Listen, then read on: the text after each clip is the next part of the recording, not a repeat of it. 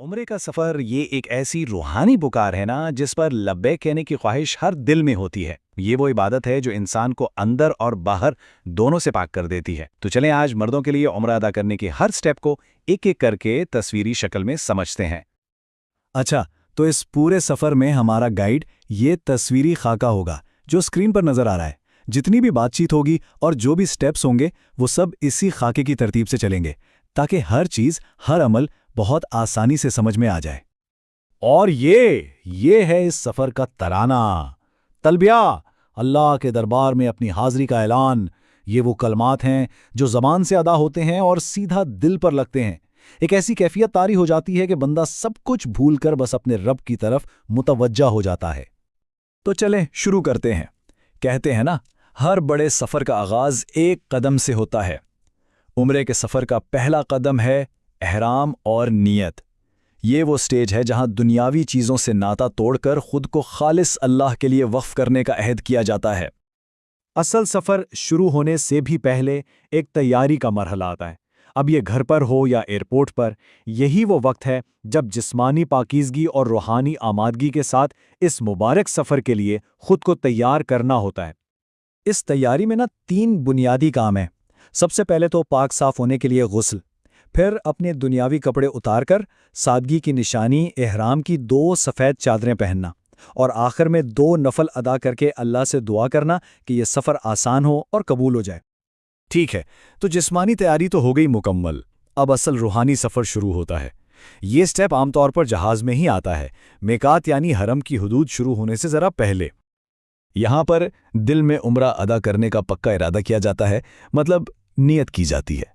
और जैसे ही नियत होती है, ज़ुबान पर वही कलमात आ जाते हैं जिनका हमने जिक्र किया था, लब्बैक अल्लाहुम्मा लब्बैक। कम से कम 3 बार ऊंची आवाज़ में तलबिया पढ़कर बाकायदा उम्रे की हालत में दाखिल हो जाते हैं। और फिर मक्का मुकर्रमा की सरजमीन पर कदम रखते ही वक्त आ जाता है उम्रा के सबसे अहम रुकन का, तवाफ।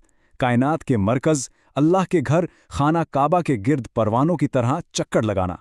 सच में ये इस इबादत की रूह है। याद रहे, तवाफ में कुल 7 चक्कर होते हैं। हर चक्कर हजरे अस्वद से शुरू होता है और वहीं वापस आकर मुकम्मल होता है। ये 7 चक्कर, आप सोचें, बंदे और रब के दरमियान एक अनदेखे ताल्लुक की कितनी खूबसूरत निशानी है। जब पहली नज़र काबा पर पड़ती है ना, तो सच में दुनिया की हर चीज़ छोटी लगने लगती है। बस इसी कैफियत में तवाफ शुरू होता है। हर कदम पर अल्लाह की बड़ाई और अपनी आजिज़ी का एहसास दिल में उतरता चला जाता है।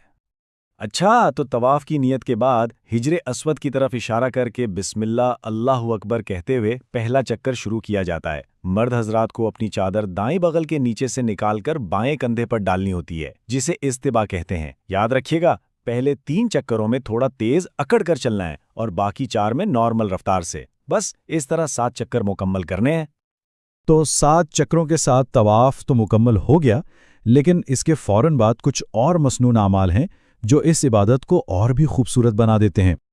तवाफ के बाद मुकाम इब्राहिम के पीछे 2 रकात नमाज अदा की जाती है। उसके बाद क़िबला रुख होकर दुआ मांगकर जी भर के आबे ज़मज़म पिया जाता है और फिर उम्रे के अगले रुकन यानी सई के लिए सफ़ा पहाड़ी की तरफ बढ़ा जाता है।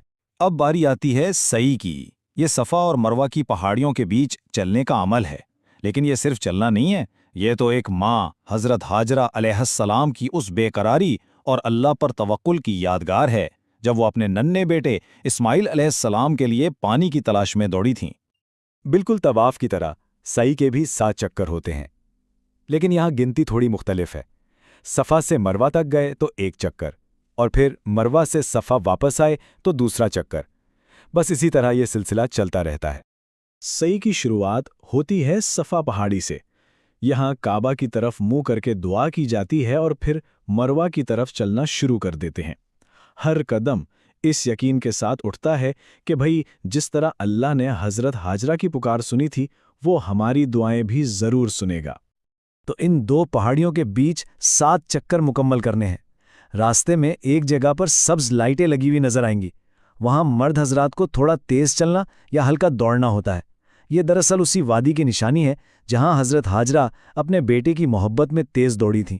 याद रहे, 7वां और आखिरी चक्कर मरवा की पहाड़ी पर जाकर मुकम्मल होगा। सई के बाद अब हम عمرہ کے بالکل آخری اور تکمیلی عمل کی طرف بڑھ رہے ہیں۔ یہ وہ عمل ہے جس کے بعد احرام کی حالت اور اس کی ساری پابندیاں ختم ہو جائیں گی۔ یہ آخری عمل ہے سر کے بال کٹوانا۔ یہ ایک طرح سے عاجزی، تسلیم اور ایک نئے روحانی جنم کی علامت ہے۔ اس عمل کے بعد انسان خود کو گناہوں کے بوجھ سے آزاد اور بالکل ہلکا پھلکا محسوس کرتا ہے۔ اب اس کے لیے 2 آپشنز ہیں۔ افضل طریقہ تو حلق ہے، یعنی اس طرح سے پورا سر منڈوا دینا۔ دوسرا طریقہ ہے قصر، جس میں پورے سر کے بال کینچی سے 1 انگلی کے پور کے برابر چھوٹے کروا لیے جاتے ہیں۔ ان دونوں میں سے کوئی ایک کام کرنا عمرہ کی تکمیل کے لیے ضروری ہے۔ اور بس حلق یا قصر کروانے کے ساتھ ہی عمرہ کی یہ عظیم سعادت مکمل ہو جاتی ہے۔ احرام اتر جاتا ہے اور ایک ایسا روحانی سکون اور خوشی کا احساس ہوتا ہے جسے لفظوں میں بیان نہیں کیا جا سکتا۔ تو ان تمام مراحل اور ارکان کو ترتیب سے ادا کرنے پر اللہ کے فضل سے عمرہ مکمل ہو جاتا ہے۔ دعا ہے کہ اللہ ہر ایک کی حاضری، طواف، سعی اور تمام عبادات کو اپنی بارگاہ میں قبول فرمائے، آمین۔